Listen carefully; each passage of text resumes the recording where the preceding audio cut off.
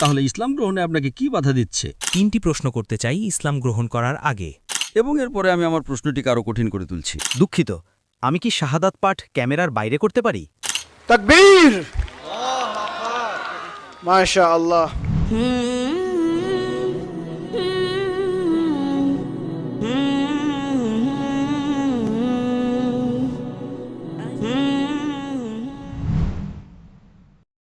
আমি বি, পদোজ্জাজরণ বিশ্ববিদ্যালয়ের একজন ছাত্র। আমার কাছে কমিটির অনুমতি আছে এবং আমি 3টি প্রশ্ন করতে চাই ইসলাম গ্রহণ করার আগে। প্রথম প্রশ্নটি হল, তাদের ব্যাপারে বিধান কি যারা জীবনে কখনো ইসলামের কথা শোনেননি, এবং বিচার দিবসে তাদের বিচার কিভাবে করা হবে? আমি কি আপনার নাম জানতে পারি ভাই? আপনার নাম কি এবং আপনার ধর্ম কি?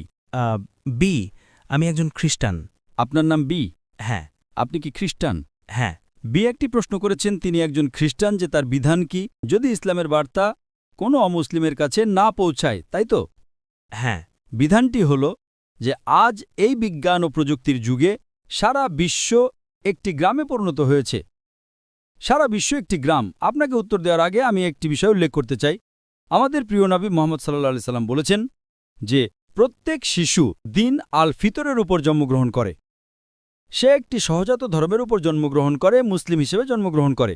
পরবর্তীতে সে তার বাবা মা, শিক্ষক এবং বন্ধুদের দ্বারা প্রভাবিত হয়ে মূর্তিপূজা, অগ্নিপূজা শুরু করে এবং সে পরিবর্তিত হয়ে যায়। 2টি গবেষণা করা হয়েছিল কাপাকুকু উপজাতি এবং অস্ট্রেলিয়ান আদিবাসীদের মধ্যে। এই গবেষণাটি করা হয়েছিল 1950 সালে। সেই সময়ে এই মানুষগুলো আধুনিক সভ্যতার স্পর্শে আসেনি। তাই যখন গবেষকরা গিয়ে তাদের জীবনযাত্রা সম্পর্কে জানার চেষ্টা করলেন, তখন দেখা গেল যে নাম ছাড়া বাকি সব কিছুই ইসলামের মতো ছিল। তারা বিশ্বাস করত এক ঈশ্বরে, সেই ঈশ্বরের উপাসনার জন্য সিজদা করত। তারা বিশ্বাস করত যে ঈশ্বরের কোনো পুত্র নেই, একই রকম, কিন্তু তারা নিজেদের মুসলিম বলত না। সুতরাং যদি কোনো বাহ্যিক প্রভাব না পড়ে কোনো মানুষের উপর জন্মের পর, তবে সে সেই সহজাত প্রকৃতির উপরই থাকে যাকে দিন আল ফিতর বা ইসলাম বলা হয়। এখন আপনার প্রশ্নে আসা যাক, যদি ইসলামের বার্তা কোনো মানুষের কাছে না পৌঁছায় তবে কি হবে? হ্যাঁ, যদি ইসলামের বার্তা না পৌঁছায় তবে আল্লাহ কোরআনে বলেছেন, সূরা ফুসসিলাতের সূরা নম্বর 41 অধ্যায় নম্বর 53 নম্বর আয়াতে, सनूरिहिम आयातीना फिल आफाकी वफी अनफुसिहिम हत्ता यतबय्यना लहुल अन्नहुल हक। অচিরেই আমি তাদের আমার নিদর্শনসমূহ দেখাব দূরতম দিগন্তে এবং তাদের নিজেদের মধ্যেও, যতক্ষণ না তাদের কাছে স্পষ্ট হয়ে যায় যে এটাই সত্য। এখানে আল্লাহ নিজের উপরই দায়িত্ব নিচ্ছেন যে তিনি ব্যক্তিগতভাবে প্রত্যেক মানুষের কাছে এই বার্তা পৌঁছে দেবেন। প্রথমত, আমাদের প্রিয় নবী মুহাম্মদ সাল্লাল্লাহু আলাইহি সাল্লাম বলেছেন যে তার উপর থেকে কলম তুলে নেওয়া হয় যদি কোনো ব্যক্তি প্রাপ্তবয়স্ক না হয়। যদি কোনো ব্যক্তি ছোট শিশু হয়, 4 বছর, 5 বছর, 6 বছর বয়সী, এবং তার কিছু হয়ে যায়, তবে সে দায়ী নয়, কারণ সে নিষ্পাপ। কেবল প্রাপ্তবয়স্ক হওয়ার পরেই আপনি আপনার কাজের জন্য দায়ী। তাই যে কেউ শিশু, যদি সে 5 বছর, 6 বছর, 7 বছর বয়সী ছোট শিশু হয়, প্রাপ্তবয়স্ক হওয়ার আগেই যদি সে মারা যায়, তবে সে জান্নাতে যাবে। আচ্ছা, এখানে 2টি মত। একটি মত হল যে সে জান্নাতে যাবে কারণ সে তার কাজের জন্য দায়ী নয়। আরেকটি মত বলে না না, বিচার দিবসে তাকে পরীক্ষা করা হবে এবং তার উত্তরের উপর ভিত্তি করে সে জাহান্নাম বা জান্নাতে যাবে। কিন্তু আমি প্রথম মতটিতে বিশ্বাস করি, যেহেতু সে নিষ্পাপ তাই সে জান্নাতে যাবে। এখন আপনার প্রশ্ন, যদি কোনো ব্যক্তি ইসলাম সম্পর্কে কখনো না শুনে থাকে তবে কি হবে? আজ এই বিশ্বে যা একটি গ্রামে পরিণত হয়েছে, এমন একজন মানুষ খুঁজে পাওয়া কঠিন যে ইসলামের কথা শুনেনি। স্যাটেলাইট চ্যানেল আছে, সামাজিক যোগাযোগ মাধ্যম আছে, ইন্টারনেট আছে। হ্যাঁ, সে হয়তো কম শুনে থাকতে পারে, কিন্তু এটা বলা যে সে ইসলাম সম্পর্কে জানে না তা অত্যন্ত কঠিন। কিন্তু তর্কের খাতিরেও যদি আপনি বিশ্বের কোনো এক কোণায় বা কোনো দ্বীপে এমন একজন মানুষ খুঁজে পান, তাহলে সেখানে আল্লাহ বলেছেন সূরা ফুসসিলাতের সূরা 41 অধ্যায় নম্বর 53 নম্বর আয়াতে যে আল্লাহ সরাসরি তার কাছে বার্তা পৌঁছে দেবেন। তাই একবার আল্লাহ বার্তা পৌঁছে দেওয়ার পর বিচার দিবসে সে এই অভিযোগ করতে পারবে না যে আমি বার্তা পাইনি। কিন্তু বার্তা পাওয়ার পর সে হয়তো তা গ্রহণ করতে চাইবে না, কারণ ও আমার বাবা কি বলবেন, মা কি বলবেন, ও আমার তো মদের একটা ভালো ব্যবসা আছে, যদি আমি ইসলাম গ্রহণ করি তাহলে আমাকে মদের ব্যবসা বন্ধ করতে হবে। এমন অনেক জাগতিক বিষয় থাকতে পারে যা তাকে বাধা দিতে পারে। যেমন আপনার আগের বোনটির ক্ষেত্রে হয়েছিল। সে একমত যে একজন ঈশ্বর আছেন, সে একমত যে ঈসা ঈশ্বর নন, সে একমত যে ঈসা ঈশ্বরের রাসূল, কিন্তু তবুও সে হয়তো ভাবছে আমার মা কি বলবেন, বাবা কি বলবেন, এমন অনেক কিছু, এমনকি সত্য জানার পরেও। আমি আপনাকে প্রশ্ন করছি, বিচার দিবসে সে কি বলতে পারবে যে সে ইসলামের বার্তা পায়নি? সে কি তা বলতে পারবে ভাই? না। খুব ভালো, সে দায়ী থাকবে। সুতরাং বিচার দিবসে সে বলতে পারবে না আমি তো তাকে বার্তা দিয়েছি, ঠিক না ভুল? ঠিক। একইভাবে বিচার দিবসে আল্লাহ সুবহানাহু ওয়া তাআলা নিজে প্রত্যেক মানুষের কাছে বার্তা পৌঁছে দেন। سنريهم آياتنا في الآفاق وفي أنفسهم حتى يتبين لهم أنه الحق। আল্লাহ বলেন, অচিরেই তিনি তার নিদর্শনসমূহ দেখাবেন দূরতম দিগন্তে। এই নিদর্শনগুলো কি? সূর্য, চন্দ্র, নক্ষত্র, এই সবই আল্লাহর নিদর্শন। তিনি তাদের দূরতম দিগন্তে তার নিদর্শনসমূহ দেখাবেন যতক্ষণ না সে ব্যক্তি বিশ্বাস করে যে এটাই সত্য। সুতরাং কোরআনে বলা হয়েছে বিচার দিবসে কোনো অমুসলিম বলবে না, হে ঈশ্বর, আপনি কেন আমার প্রতি অবিচার করছেন? কোনো অমুসলিম বলবে না, আপনি কেন আমাকে জাহান্নামে দিচ্ছেন? তারা শুধু বলবে, দয়া করে আমাদের একটি সুযোগ দিন, এবং আল্লাহ বলবেন, সুযোগ শেষ। আপনি বুঝতে পারছেন? জি স্যার। সুতরাং কুরআন বলে বিচার দিবসে কোনো অমুসলিম আল্লাহর বিচারের প্রতি আপত্তি করবে না। আজ হয়তো কেউ বলতে পারে যে আমাকে কেউ বলেনি, বিচার দিবসে তারা আল্লাহর কাছে মিথ্যা বলতে পারবে না, ঠিক? হ্যাঁ। সুতরাং আল্লাহ নিজের উপর এই দায়িত্ব নেন যে যখন একজন ব্যক্তি প্রাপ্তবয়স্ক হয়, যখন সে সাবালক হয়, তার মৃত্যুর আগে আল্লাহ তাকে বার্তা পৌঁছে দেবেন। বার্তা পৌঁছে দেয়া আমাদের কাজ, ঠিক না ভুল? ঠিক। প্রত্যেক মুসলিমের কাজ। আমরা আমাদের কাজ সঠিকভাবে করি বা না করি, আল্লাহ সরাসরি বার্তা পৌঁছে দেবেন। তাই আমি সেই সব পণ্ডিতদের মতামতে বিশ্বাস করি যে একজন অমুসলিম যদি সে ইসলাম গ্রহণ না করে, এমনকি যদি সে বার্তা নাও পেয়ে থাকে, তবু আল্লাহ তাকে বার্তা দিয়েছেন এবং সে দায়ী থাকবে। কিছু পণ্ডিত বলেন, না, যদি সে বার্তা না পেয়ে থাকে তবে তাকে বিচার দিবসে বার্তা দেয়া হবে এবং তার উত্তরের উপর ভিত্তি করে রায় দেয়া হবে। আপনি বুঝতে পারছেন? জি, পণ্ডিতদের দুটি মত রয়েছে, কিন্তু আমি প্রথম দলের পণ্ডিতদের মতামতে বিশ্বাস করি যে আল্লাহ সরাসরি বার্তা পৌঁছে দেন। যদি শিশু হয় তবে সে সরাসরি জান্নাতে যাবে, যদি প্রাপ্তবয়স্ক হয় তবে সে বার্তা পেয়েছে এবং সে দায়ী থাকবে। আশা করি উত্তরটি পেয়েছেন। ভাই, আপনি কি ইসলামের বার্তা পেয়েছেন নাকি পাননি? হ্যাঁ। আপনি কি এক ঈশ্বরে বিশ্বাস করেন? হ্যাঁ। আপনি কি বিশ্বাস করেন যে ঈসা তিনি একজন রাসূল নাকি তিনি একজন ঈশ্বর? একজন রাসূল। মাশাআল্লাহ। তাহলে ভাই, আমি আপনাকে প্রশ্ন করছি, ইসলাম গ্রহণে আপনাকে কি বাধা দিচ্ছে? আমি কি দ্বিতীয় এবং তৃতীয় প্রশ্নটি আগে করতে পারি? অবশ্যই, আপনি দ্বিতীয় প্রশ্ন করুন। দ্বিতীয় প্রশ্ন হল, আল্লাহ কেন শুধুমাত্র কোরআন অবতীর্ণ করেছেন এবং তা সংরক্ষণের প্রতিশ্রুতি দিয়েছেন 1400 বছর আগে, আর আল্লাহ কেন পূর্ববর্তী সময়ে আল্লাহর পক্ষ থেকে অবতীর্ণ ধর্মীয় শিক্ষাগুলো সংরক্ষণ করেননি? ধন্যবাদ। ভাই, একটু খুব ভালো প্রশ্ন করেছেন, খুবই যৌক্তিক প্রশ্ন। তিনি জিজ্ঞাসা করছেন আল্লাহ কেন কোরআন অবতীর্ণ করলেন 1400 বছর আগে। তার তো এটি প্রথমেই অবতীর্ণ করা উচিত ছিল। যদি তিনি প্রথম দিন থেকে শুধু কোরআন অবতীর্ণ করতেন তাহলে তো আমাদের এই সমস্ত ধর্ম থাকত না, তাই না? যদি তিনি প্রথমেই কোরআন অবতীর্ণ করতেন তাহলে কেন তাওরাত, ইনজিল, জাবুর? সরাসরি কোরআন কেন নয়? এটি তার প্রশ্নের একটা অংশ। দ্বিতীয় অংশ হল তিনি কেন পূর্ববর্তী ধর্মগ্রন্থগুলো সংরক্ষণ করেননি, তাই তো? হ্যাঁ, দুটি প্রশ্ন। আমি আমার প্রশ্নটিকে আরও কঠিন করে তুলছি, ঠিক আছে? আচ্ছা। আমি বলছি যে কেন, যদি তিনি চান তিনি তো প্রথমেই কোরআন অবতীর্ণ করতে পারতেন, তাই না? তাহলে তো কোনো সমস্যাই থাকতো না। এবং তিনি কেন আগের ধর্মগ্রন্থ সংরক্ষণ করেননি? মূল প্রশ্ন হল আল্লাহ কেন সংরক্ষণ করেননি পূর্ববর্তী ধর্মগ্রন্থগুলো? এবং এরপরে আমি আমার প্রশ্নটিকে আরও কঠিন করে তুলছি।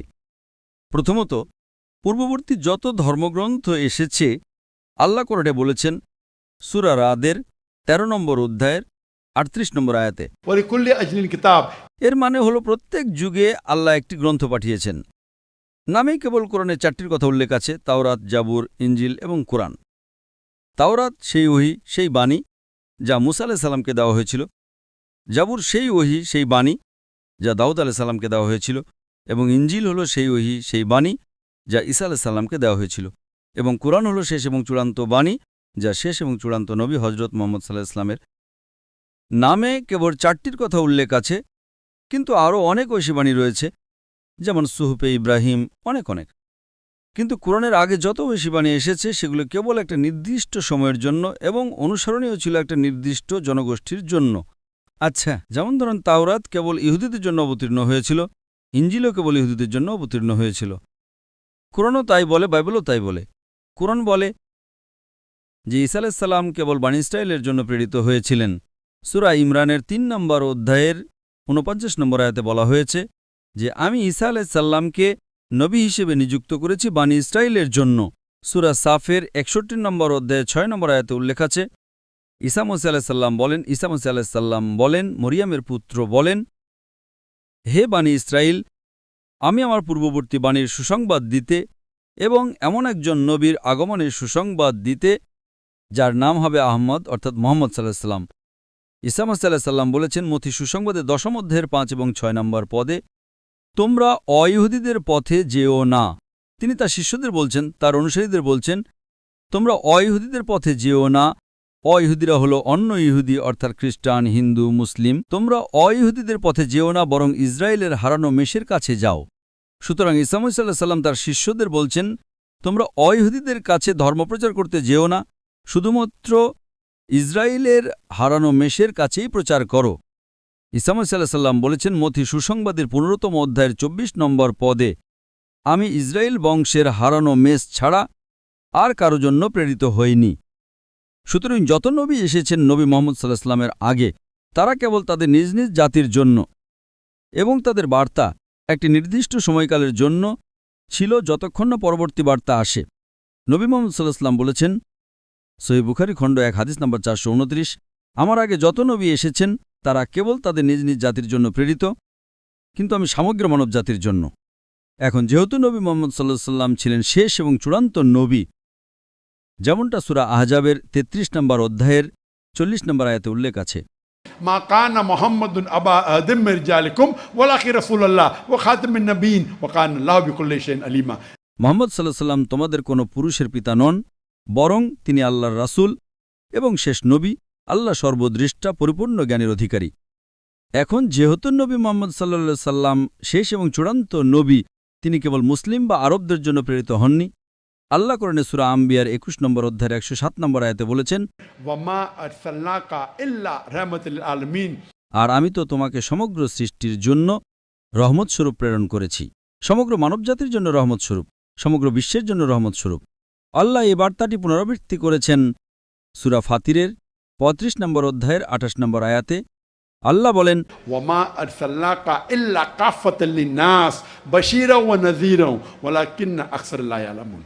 আমি তো তোমাকে সমগ্র মানবজাতির জন্য সুসংবাদদাতা ও সতর্ককারী রূপে প্রেরণ করেছি, কিন্তু অধিকাংশ মানুষই তা জানে না। এখন যেহেতু কোরআনের শেষ এবং চূড়ান্ত ঐশী বাণী, এটা কেবল মুসলিম বা আরবদের জন্য অবতীর্ণ হয়নি, এটা সমগ্র মানবজাতির জন্য অবতীর্ণ হয়েছে। এটা উল্লেখ আছে সূরা ইব্রাহিমের ১৪ নম্বর অধ্যায়ের ১ নম্বর আয়াতে, সূরা ইব্রাহিমের ১৪ নম্বর অধ্যায়ের ৫২ নম্বর আয়াতে, সূরা বাকারা ২ নম্বর অধ্যায়ের ১৮৫ নম্বর আয়াতে এবং সূরা জুমারের ৩৯ নম্বর অধ্যায়ের ৪১ নম্বর আয়াতে উল্লেখ আছে যে কোরআন সমগ্র মানবজাতির জন্য অবতীর্ণ হয়েছে।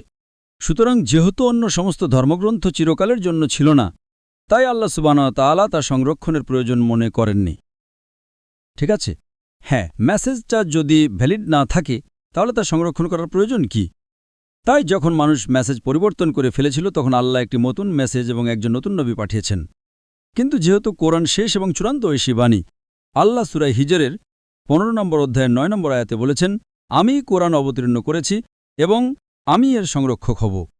সুতরাং এটাই আপনার প্রশ্নের উত্তর, যা আল্লাহ সংরক্ষণ করেননি। আমরা নামে ৪টি ঐশী বাণীর কথা জানি, তার মধ্যে ৩টি কোরআনের আগে এসেছে, কিন্তু আরও অনেক ছিল। কিন্তু যেহেতু সীমাবদ্ধ ছিল এবং বার্তাটি চিরকালের জন্য ছিল না, তাই আল্লাহ তা উপযুক্ত মনে করেননি। এখন সে প্রশ্নে আসা যাক, যেটা আমি নিজেই তুলেছিলাম, যে তাহলে আল্লাহ কেন প্রথমেই কোরআন অবতীর্ণ করলেন না? যদি আল্লাহ প্রথমেই শুধু কোরআন অবতীর্ণ করতেন এবং অন্য কোনো ঐশীবাণী না পাঠাতেন, তাহলে সবাই একই রকম থাকত। এর উত্তরে আমি বলবো যে আল্লাহ সুবহানাহু ওয়া তাআলা মানবজাতির স্রষ্টা, তিনি আমাদের মানুষকে খুব ভালো করে জানেন। এর উত্তর বাইবেলে দেওয়া আছে। জনের সুসংবাদের ১৬ নম্বর অধ্যায়ের ১২ থেকে ১৪ নম্বর পদে ঈসা মসীহ আলাইহিস সালাম বলেছেন, তোমাদের বলার মতো আমার আরও অনেক কথা আছে, কিন্তু তোমরা এখন তা সহ্য করতে পারবে না। যখন সেই সত্যের আত্মা আসবেন, তখন তিনি তোমাদের সমস্ত সত্যের পথে পরিচালিত করবেন। তিনি নিজের থেকে কিছু বলবেন না, যা কিছু শুনবেন তাই বলবেন। তিনি আমাকে মহিমান্বিত করবেন। কারণ ঈসা আলাইহিস সালাম বার্তাটি জানতেন, কিন্তু তিনি জানতেন যে মানুষ তা বুঝতে পারবে না। সুতরাং সর্বশক্তিমান আল্লাহ জানতেন যে মানবজাতি কোরআনের বার্তা গ্রহণ করার মতো যথেষ্ট বিকশিত হয়নি। এই কারণেই তিনি এটা অবতীর্ণ করেননি ৫,০০০ বছর আগে বা ৪,০০০ বছর আগে বা ৩,০০০ বছর আগে, কিন্তু ১৪০০ বছর আগে আল্লাহ, যিনি আমাদের স্রষ্টা সর্বশক্তিমান ঈশ্বর, বললেন, ঠিক আছে, এখন মানবজাতি চূড়ান্ত ঐশীবাণী গ্রহণ করতে পারবে। কে বলেছেন এটা? ঈসা আলাইহিস সালাম বাইবেলে যোহানের সুসংবাদের ১৬ নম্বর অধ্যায়ের ১২ থেকে ১৪ নম্বর পদে ঈসা আলাইহিস সালাম বলেছেন, তোমাদের বলার মতো আমার আরও অনেক কথা আছে, কিন্তু তোমরা এখন তা সহ্য করতে পারবে না। একই কথা অন্য নবীরাও বলেছেন। একই কথা বৌদ্ধ ধর্মের গ্রন্থগুলোতে বুদ্ধ বলেছেন। একই কথা জোরাষ্ট্র বলেছেন যে একজন নবী আসবেন। একই কথা মুসা আলাইহিস সালাম বলেছেন দ্বিতীয় বিবরণের ১৮ নম্বর অধ্যায় ১৮ নম্বর পদে। সুতরাং আল্লাহ জানতেন যে মানবজাতি তার সহ্য করতে পারবে না, বুঝতে পারবে না, বাস্তবায়ন করা কঠিন হবে। ১৪০০ বছর আগে আল্লাহ বললেন, ঠিক আছে, এখন সময় হয়েছে যে মানবজাতি এ বার্তা গ্রহণ করতে পারবে। তাই তিনি বার্তাটি অবতীর্ণ করলেন এবং বললেন যে তিনি এটাকে বিকৃত থেকে রক্ষা করবেন। এই কারণে আজকে আপনি যদি In Indonesia or Malaysia or USA or UK or Singapore or Saudi Arabia or India or Pakistan, যেখানেই থাকেন না কেন, আপনাকে শেষ এবং চূড়ান্ত নবী মুহাম্মদ সাল্লাল্লাহু আলাইহি ওয়াসাল্লামকে মানতে হবে এবং শেষ এবং চূড়ান্ত মেসেজ কোরআনকে। আশা করি প্রশ্নের উত্তর পেয়েছেন। আমরা কি শেষ প্রশ্নটা নিতে পারি? আপনি কি আমার উত্তরে একমত? হ্যাঁ, আপনার উত্তরের জন্য ধন্যবাদ। ঠিক আছে, আপনি আপনার তৃতীয় প্রশ্নটা করতে পারেন।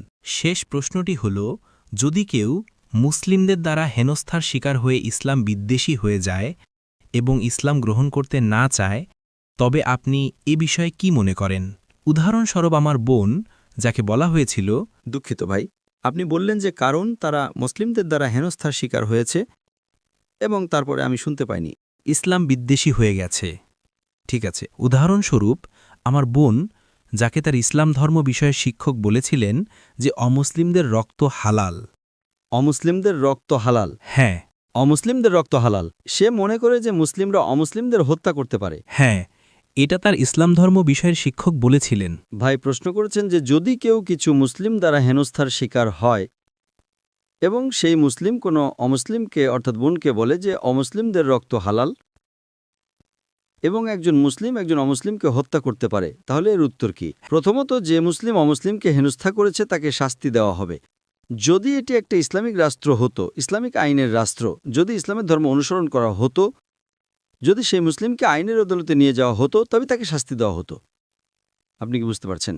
হ্যাঁ। এখন যে ব্যক্তি আপনার বোনকে হেনস্থা করেছে সে ভুল, এটি প্রথম কথা। কিন্তু যেহেতু আপনার বোন হেনস্থার শিকার হয়েছে, ধরুন আমার শিক্ষক আমাকে শিখিয়েছিলেন 2 + 2 = 5। ঠিক যখন আমি ছোট ছিলাম আমি বলতাম 2 + 2 = 5। এখন যখন আমি প্রাপ্তবয়স্ক হয়েছি এবং যদি আমি বলি আমার শিক্ষক বলেছিলেন 2 + 2 = 5, তাই 2 + 2 = 5, আপনি কি আমাকে ক্ষমা করবেন? না। ঠিক আছে, ছোটবেলায় কোনো সমস্যা নেই। 3-4 বছর বয়সে আমার শিক্ষক আমাকে শিখিয়েছিলেন 2 + 2 = 5, তাই আমি তা পুনরাবৃত্তি করতাম। এখন যখন আমি প্রাপ্তবয়স্ক হয়েছি, আমার শিক্ষক আমাকে ভুল শিখিয়েছিলেন, কিন্তু এখন আমি সঠিক আর ভুলের মধ্যে পার্থক্য করতে পারি। সুতরাং শুধু শিক্ষক আমাকে ভুল শিখিয়েছেন বলে আমি সারা জীবন 2 + 2 = 5 বলতে থাকব না, তাই তো? ওই কয়েক বছরের জন্য এটা মানা যাবে। সেই শিক্ষক ভুল ছিলেন, ঈশ্বর সেই শিক্ষককে শাস্তি দেবেন যদি তিনি উদ্দেশ্যমূলকভাবে করে থাকেন। কিন্তু আমার জন্য জ্ঞানবুদ্ধি অর্জন করতে হবে। ঠিক আছে, আমার শিক্ষক আমাকে হেনস্থা করেছেন, আমি ছোট ছিলাম, আমি মেনে নিয়েছিলাম, আমি ভুল করেছিলাম, ঈশ্বর আমাকে ক্ষমা করবেন। কিন্তু এখন 2 + 2 = 4। বুঝতে পারছেন? সুতরাং যদি কেউ আমাকে বলে যে অমুক লোক, অমুক প্রতিবেশী, সে একজন খলনায়ক, সে একজন খুনি, ঠিক আছে, যখন আমি ছোট থাকবো আমি তা মেনে নেব। কিন্তু যখন আমি বড় হয়ে জানব যে লোকটি খুব ভালো, সে খুব স্নেহময়ী, সে খুব উদার, সে খুব দয়ালু, তখন আমার সে একই দৃষ্টিভঙ্গি বজায় রাখা উচিত নয়। আমার উচিত আমার দৃষ্টিভঙ্গি পরিবর্তন করা। তো যদি আপনার বোন কোনো হেনস্থার শিকার হয়ে মুসলিম দ্বারা ইসলাম বিদ্বেষী হয়ে যায়, তাহলে যে ব্যক্তি হেনস্থা করেছে ভাই ইসলাম সম্পর্কে ভুল তথ্য দিয়েছে এবং তার ফলে সে ইসলাম বিদ্বেষী হয়ে গেছে, তাহলে সেই মুসলিমকে শাস্তি দেওয়া হবে। যদি দুনিয়াতে না হয় তাহলে আল্লাহ নিশ্চিত করবেন যে সে যেন শাস্তি পায়। কিন্তু আপনার বোনের এখন সত্যটা জানা উচিত। যদি সে বড় হয়, যদি সে ছোট থাকে, তবে তাকে ক্ষমা করা হবে। 5 বছর 10 বছর ঠিক আছে, কিন্তু যখন সে প্রাপ্তবয়স্ক হয়ে যাবে তখন সে আর ছোট থাকবে না। তখন তাকে সত্য গ্রহণ করতে হবে। সে বারবার 2+2=5 বা আমার প্রতিবেশী ভালো নয় এসব বলতে থাকতে পারে না। যদি আপনার প্রতিবেশী ভালো হয় তবে সে ভালোই। আপনি কি বুঝতে পারছেন? হ্যাঁ। সুতরাং আপনার উচিত, যেহেতু আপনি ভাই তাই আপনার উচিত তাকে পথ দেখানো এবং তাকে বলো যে যেই আপনার বন্ধু ছিল তারা আপনাকে ভুল কথা বলেছে এবং তাদের উৎসাহিত করো, যেমনটা আমি আজ আমার বয়ানে বলেছি, তাই না? আমি যে বয়ান দিয়েছি সেটা ছিল সন্ত্রাসবাদ এবং জিহাদ সম্পর্কে ইসলামের দৃষ্টিভঙ্গি এবং একটা আয়াত যেটা আমি আমার বয়ানে উল্লেখ করতে ভুলে গিয়েছিলাম এবং এখন উল্লেখ করতে চাই, যার জন্য আপনাকে ধন্যবাদ জানাই। আল্লাহ সূরা মায়দার 5 নম্বর অধ্যায়ের 32 নম্বর আয়াতে বলেছেন যে যদি কেউ কোনো মানুষকে হত্যা করে, যদি না ফাসাদ বা এই পৃথিবীতে সন্ত্রাস ছড়ানোর অপরাধে হয়, তবে সে যেন সমগ্র মানবজাতিকে হত্যা করল। আল্লাহ সূরা মায়দার 5 নম্বর অধ্যায়ের 32 নম্বর আয়াতে বলেছেন যে যদি কোনো মানুষ, সে মুসলিম হোক বা অমুসলিম, যে যদি কেউ কোনো মানুষকে হত্যা করে, এমনকি সে অমুসলিমও হয়, তবে সে যেন সমগ্র মানবজাতিকে হত্যা করল। এবং আয়াতটা আরও বলে যদি কোনো মানুষ অন্য কোনো মানুষের জীবন রক্ষা করে, তবে সে যেন সমগ্র মানবজাতিকে রক্ষা করল। সুতরাং কোরআনের এই আয়াতটা অন্য কোনো ধর্মগ্রন্থে আর কোথাও পাওয়া যায় না, কোরআন ছাড়া কোনো ধর্মে নেই। এটা প্রমাণ করার জন্য যথেষ্ট যে ইসলাম সন্ত্রাসবাদের বিরুদ্ধে, এবং এটা আপনার বোনের ভুল ধারণা অর্থাৎ ইসলাম ভীতিও দূর করবে যে তাকে ভুল কিছু বলা হয়েছিল। কোরআন একটা অখণ্ডনীয় প্রমাণ যা বলে যে অমুসলিমদের রক্ত হালাল। এই কথাটা একটা বানানো কথা। হ্যাঁ, যদি অমুসলিম আপনাকে আক্রমণ করতে আসে তখন আপনি আত্মরক্ষা করতে পারেন, কোনো সমস্যা নেই। যদি তা যুদ্ধক্ষেত্রে হয় তাহলে বিষয়টা ভিন্ন, যদি কোনো সামরিক অভিযান চলে।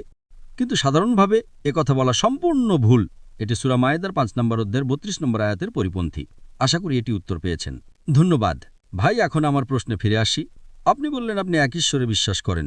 হ্যাঁ, আপনি বললেন আপনি বিশ্বাস করেন যে ঈসা ঈশ্বরের নবী। আপনি বিশ্বাস করেন যে নবী মুহাম্মদ ঈশ্বরের নবী। তাই আমি আপনাকে জিজ্ঞাসা করলাম, তাহলে ইসলাম গ্রহণে আপনাকে কি বাধা দিচ্ছে? হয়তো কারণ আমি আর্থিকভাবে সচ্ছল নই। ভাই, মুসলিম হওয়া কি ধনী হতে হবে? কোরআনে কি এমন কোনো শর্ত আছে যে মুসলিম হওয়ার জন্য আপনাকে ধনী হতে হবে? আমাদের প্রিয় নবী মুহাম্মদ সাল্লাল্লাহু আলাইহি সাল্লাম বলেছেন একজন ধনী ব্যক্তির চেয়ে একজন দরিদ্রের জান্নাতে যাওয়া সহজ। আপনি কি তা জানেন? হ্যাঁ, আমাদের প্রিয় নবী মুহাম্মদ সাল্লাল্লাহু আলাইহি সাল্লাম বলেছেন একজন ধনীর চেয়ে দরিদ্রের জান্নাতে যাওয়া সহজ। এর মানে এই যে যদি আপনি দরিদ্র হন তাহলে আপনার জীবন, আপনার পরীক্ষা সহজ হবে। আমি আপনাকে কিছু উদাহরণ দিচ্ছি। যদি আপনি ধনী হন তাহলে আল্লাহ কোরআন এবং বিভিন্ন হাদিসে বলেছেন যে আপনাকে জাকাত দিতে হবে, অর্থাৎ প্রত্যেক ধনী মুসলিম যার নিসাব পরিমাণ অর্থাৎ 85 গ্রাম স্বর্ণের চেয়ে বেশি সঞ্চয় আছে, তাকে প্রতি চান্দ্র বছরে সেই সঞ্চয়ের 2.5% দান করতে হবে। যদি না দেন তাহলে এটা বিশাল বড় পাপ। কিন্তু দরিদ্র ব্যক্তির যার কোনো সঞ্চয় নেই তাকে কোনো দান করতে হয় না। সুতরাং জাকাতের ক্ষেত্রে সে 100-র মধ্যে 100 পায়। ধনীর জন্য যদি সে না দেয় তাহলে সে 100-র মধ্যে 0 পায়। হয়তো সে অর্ধেক দেবে, সঠিকভাবে দেবে না, তাই সে কম নম্বর পাবে। কিন্তু দরিদ্র ব্যক্তি যাকে কোনো জাকাত দিতে হয় না সে 100-র মধ্যে 100 পায়। সুতরাং বিভিন্ন পরীক্ষা রয়েছে। এমনকি দরিদ্র ব্যক্তির জন্য পরীক্ষা রয়েছে, এমনকি ধনী ব্যক্তির জন্য পরীক্ষা রয়েছে, কিন্তু ধনী ব্যক্তির পরীক্ষাটি কঠিন। আর আমাদের প্রিয় নবী সাল্লাল্লাহু আলাইহি সাল্লাম, আপনি জানেন, তিনি বলেছেন যে আপনাকে দান করতে হবে। তো একজন সাহাবী জিজ্ঞাসা করলেন, ইয়া রাসূলুল্লাহ, আমরা কিভাবে দান করতে পারি? তিনি বলেন যে বাজারে যাও এবং আল্লাহর জিকির করো, আল্লাহর নাম নাও, লা ইলাহা ইল্লাল্লাহ, এবং পাঠ করো তালবিয়া। এটা বাজারে স্বর্ণ বিতরণ করার মতো। যদি আপনি বাজারে উচ্চ স্বরে আল্লাহর প্রশংসা করেন তাহলে আপনি একজন ধনী ব্যক্তির স্বর্ণ বিতরণের চেয়েও বেশি সওয়াব পাবেন। ভাই, আপনি কি কোনো ধনীকে স্বর্ণ বিতরণ করতে দেখেছেন? আপনি দেখেছেন, হ্যাঁ বা না? না। আমিও দেখিনি, আমি কখনো দেখিনি। এখানে আমাদের নবী বলছেন একজন দরিদ্র ব্যক্তি যার কোনো সম্পদ নেই, যদি সে বাজারে আল্লাহর প্রশংসা করে এবং তালবিয়া পাঠ করে, আল্লাহু আকবার, আল্লাহু আকবার, লা ইলাহা ইল্লাল্লাহ, ওয়াল্লাহু আকবার, আল্লাহু আকবার, ওয়ালিল্লাহিল হামদ, সে আল্লাহর প্রশংসা করে, তালবিয়া পাঠ করে, হামদ বলে, নবী বলেছেন এটা আপনি একজন ধনী ব্যক্তির স্বর্ণ বিতরণের চেয়েও বেশি সওয়াব পাবেন।